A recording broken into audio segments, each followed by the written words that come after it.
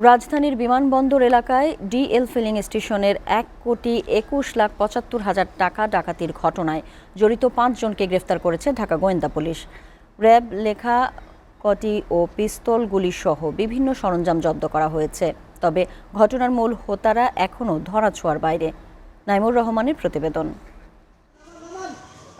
গেল ৯ আগস্ট রাজধানীর বিমানবন্দর সড়কে ডিএল ফিলিং স্টেশনের ১,২১,৭৫,০০০ টাকা ডাকাতির চাঞ্চল্যকর ঘটনার জট খুলেছে। ঢাকা ও নারায়ণগঞ্জের বিভিন্ন এলাকা থেকে লুণ্ঠিত ১২ লাখ টাকা, র্যাব লেখা কোটি, আগ্নেয়াস্ত্র, গুলি ও মোটরসাইকেল সহ গ্রেপ্তার করা হয়েছে ডাকাত দলের ৫ সদস্যকে। ডিএমপি মিডিয়া সেন্টারে সংবাদ সম্মেলনে ডিবি প্রধান জানান, চক্রটি দীর্ঘ পরিকল্পনার মাধ্যমেই এই ডাকাতির ঘটনা ঘটায়।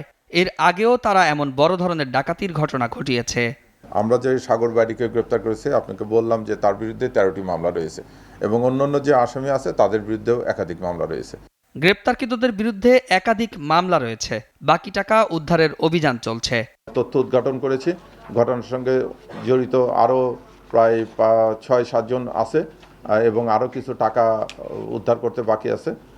এই বাকি টাকা উদ্ধার এবং বাকি আসামিদের গ্রেপ্তারের জন্য ঢাকা মহানগর পুলিশের তৎপরতা অব্যাহত আছে।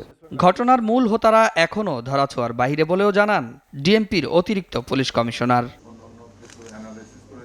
Naimur Rahman, SA TV, Dhaka.